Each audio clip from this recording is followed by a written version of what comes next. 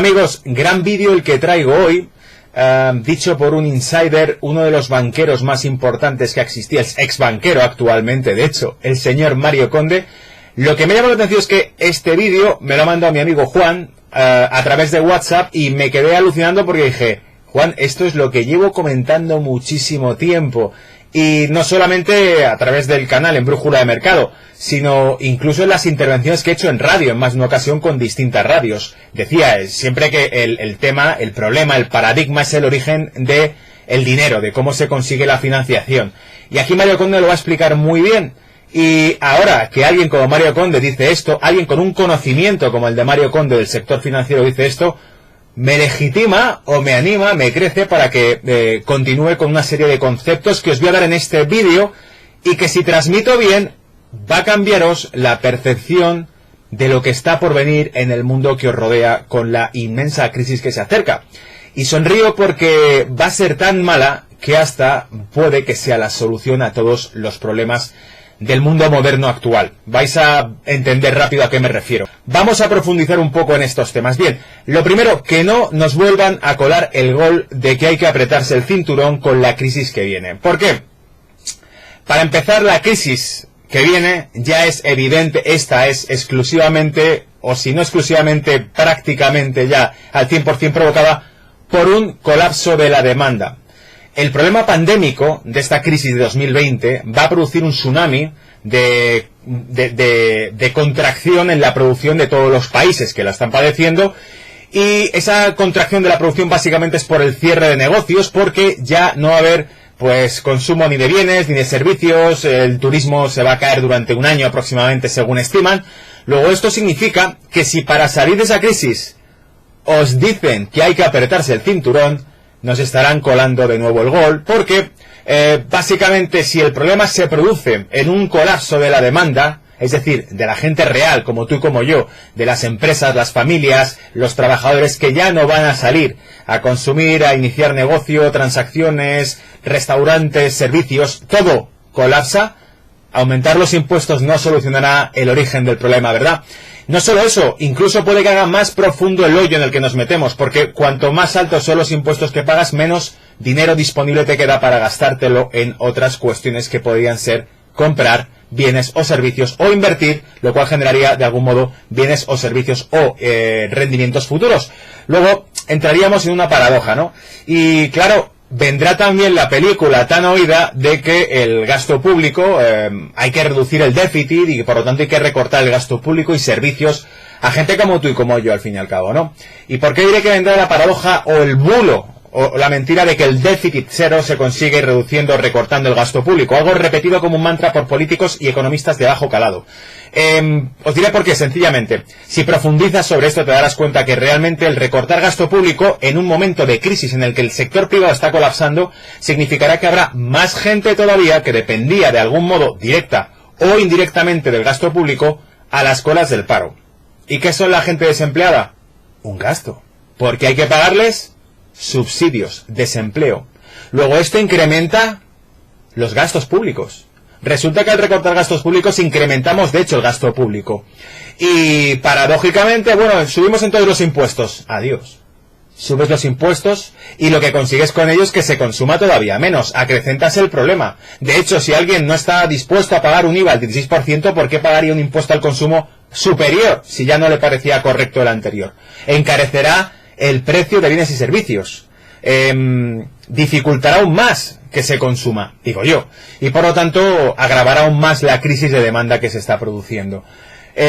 Por lo contrario, las crisis anticíclicas, que significa que cuando el sector financiero colapsa, quizá aumentar el gasto público significa una solución momentánea o temporal para poder generar mayor crecimiento económico en el sector privado futuro, es algo que se entiende como digamos que ante ese colapso y aumento del paro, aumento el gasto público para conseguir que gente que está inactiva y cobrando paro pase a estar trabajando de algún modo. Y así me ahorraría subsidios y además haría que esa gente, al estar trabajando y recibiendo nómina, esté haciendo ¿qué? Pagando impuestos o incrementando. Subimos así los ingresos públicos vía reactivar la economía. y bajar los impuestos. De hecho, quizás sí sería una solución, porque al bajar los impuestos a la gente le queda más dinero disponible, que podrá gastárselo o invertirlo, pero que de un modo u otro contribuirá. Si bien se lo gasta, además estará pagando más impuestos todavía, vía consumo. Luego, paga impuestos cuando recibe los ingresos y paga impuestos cuando consume. De modo que los ingresos del Estado aumentan también. ¿Eso puede reducir el déficit? Yo creo que sí. Solo que quizás reducimos el déficit por una vía diferente a la de recortar, recortar y recortar, que incrementa la depresión en la que te introduces. Así que con esto rompemos cuanto menos, quizá no rompemos, quizá abrimos una brecha de debate increíble entre los economistas y sobre todo entre el sector público. Porque nos damos cuenta de que existen diferentes maneras de abordar una crisis que no se basen únicamente en la absurda idea que recortar la economía, ir reduciéndola, va de algún modo a sacarnos del pozo. No va a ocurrir. Pero vamos a profundizar un poco más. He tomado una serie de notas que quiero ir comentando con vosotros para que nos demos cuenta de dónde está el origen de todos los problemas desde un punto de vista ya más profundo. Bien, voy entonces a meter una píldora más que va a ir, creo, enlazada perfectamente con el vídeo del señor Mario Conde. ¿Cuál es? Vamos a pensar, ya que estamos hablando de gasto público, de déficit, de la crisis que está por venir, ¿cuánto dinero le cuesta al país, en este caso en concreto a España, pero lo podéis aplicar a cualquier país que queráis para analizar esto? Porque, desgraciadamente, la mayor parte de países occidentales están viviendo auténticas epidemias de deuda. Y la deuda, ¿cómo se genera la deuda de un país? Bueno, básicamente un país, para financiarse, para conseguir fondos, lo que hace es acudir a una subasta en la que coloca bonos, los bonos que son papeles, promesas de que le va a devolver un dinero al que le presta ese dinero en un futuro, a 1 año, a 2 años, a 10 años, a 30 años, esos son los bonos, ¿no? Según el grado en que creamos que nos lo puede devolver o no, le pediremos más interés o menos, ¿verdad? Luego, ¿quiénes acuden a las subastas de deuda pública? Entidades privadas, manos privadas al fin y al cabo, pero no manos privadas cualquiera. Es lo que en bolsa llamamos las grandes manos. Son fondos de inversión, banca privada, gestores privados al fin y al cabo, que manejan grandes cantidades, piscinas de liquidez que colocan en ese tipo de activos. Bien, analicemos esto. El Estado va a subasta de deuda pública para conseguir dinero y financiación que le prestan manos privadas. Si esas manos privadas en su mayoría son bancos privados, ¿de dónde sacan la liquidez de los bancos privados, amigos? De los bancos centrales. ¿Y cómo están colocando dinero los bancos centrales? Pues los bancos centrales dicen que para generar mayor estímulo monetario, aumentan la oferta monetaria, imprimen más billetes y eso da una política monetaria expansiva y de estímulo. Sí, claro. Pero ese dinero se coloca a tasa de interés negativa, cero, en un mercado interbancario, a la banca privada, que luego utiliza para prestar a los estados. Luego la pregunta del millón es ¿por qué los estados están pagando intereses a banca privada, intereses añadidos, a banca privada, de un dinero que ha sido creado de la nada por la banca central? La banca central está canalizando ese dinero de estímulo a través de bancos privados que para sí dan o cobran una tasa de interés adicional para que acabe siendo prestada a estados. Estados que tendrán que pagar una tasa de interés superior sobre miles de millones, ahora diremos cuántos, y que para poder pagarla en intereses, esos intereses los sacarán de tu bolsillo. Entonces, no solamente te fríen con impuestos, sino que además esos impuestos están subiendo y subiendo. Y dices, ¿por qué? ¿Son tontos? ¿Por qué suben los impuestos en épocas de crisis, cuando el consumo se está hundiendo? Porque alguien tendrá que pagar a los banqueros.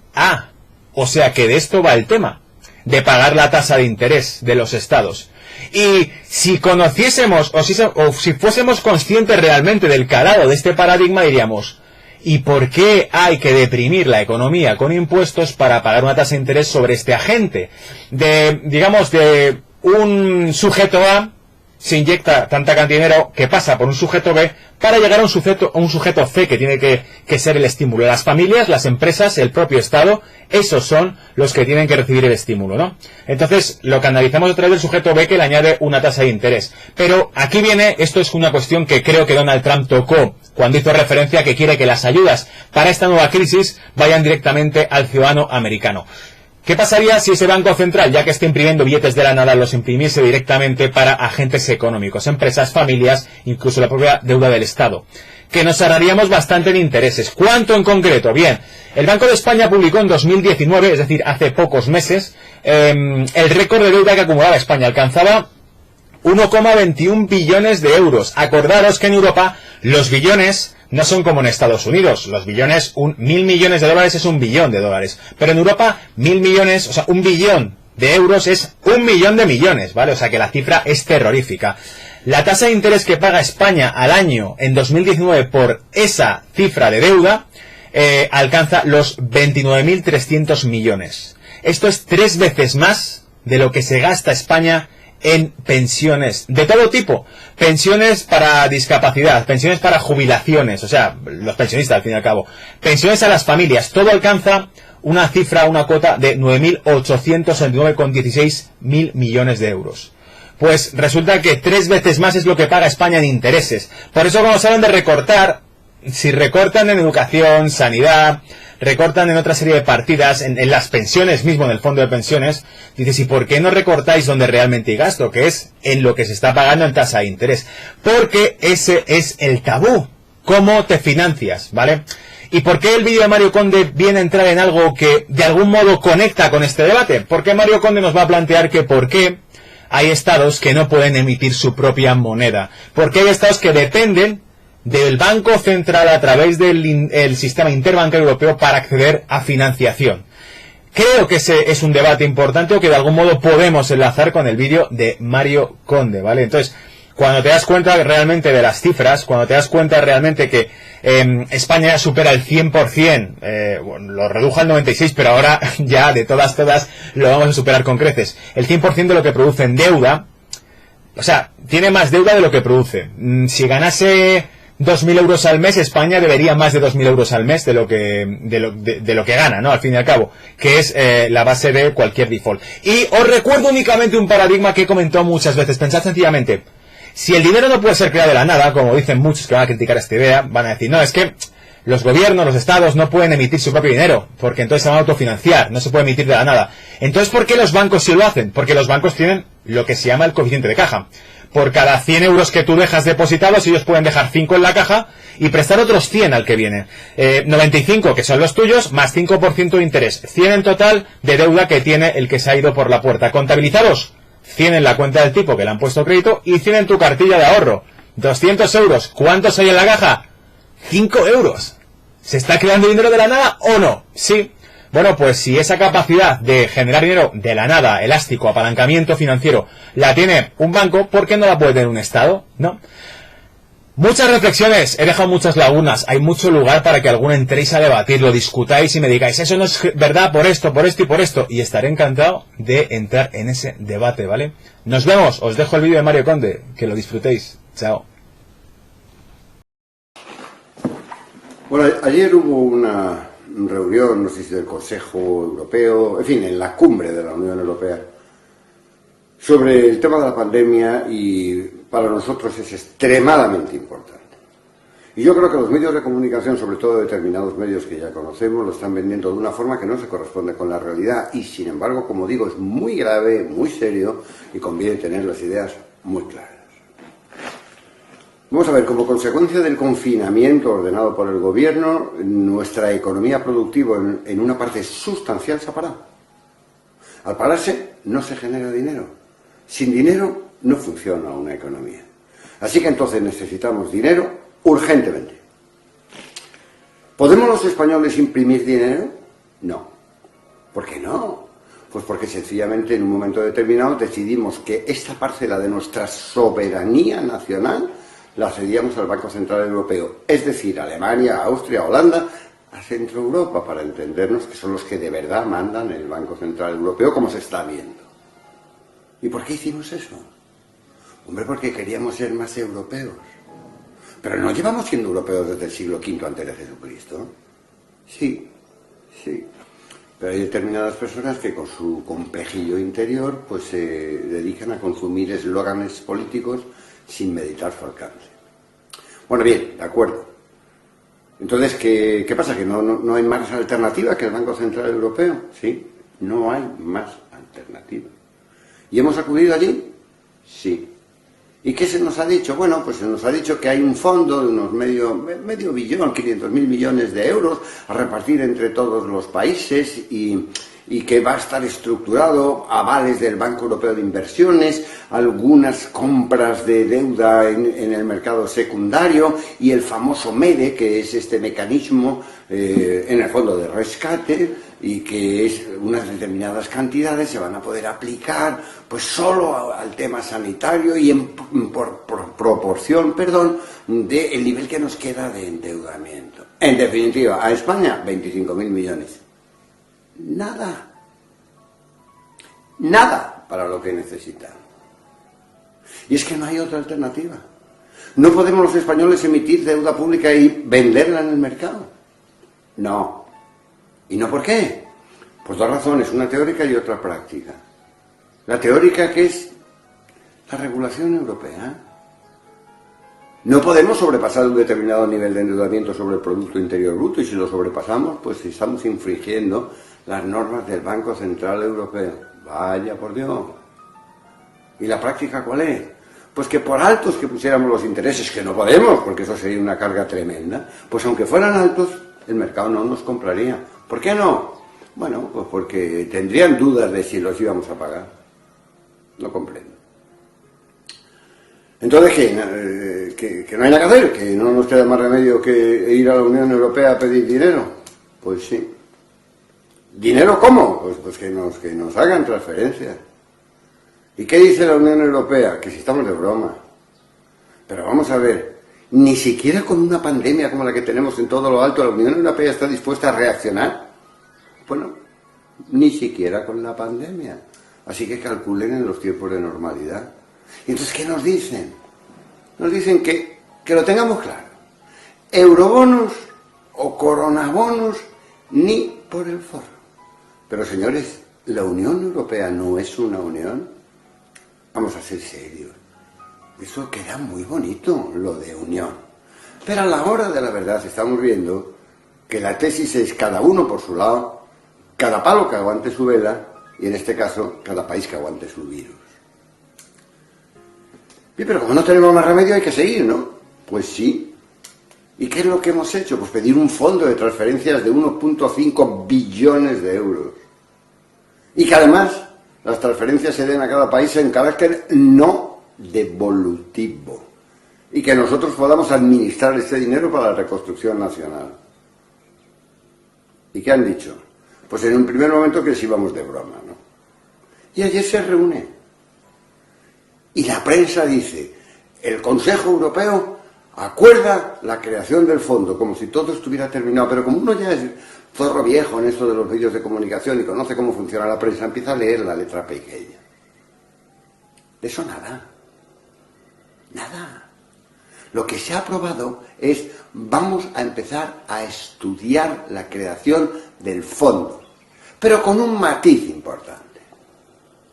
Uno, que eso de que sean todo transferencias no devolutivas, no, rotundamente no. Así que nos tendremos que endeudar. Y dos, eso de que el dinero sea para mañana por la tarde, no, van a transcurrir tiempo.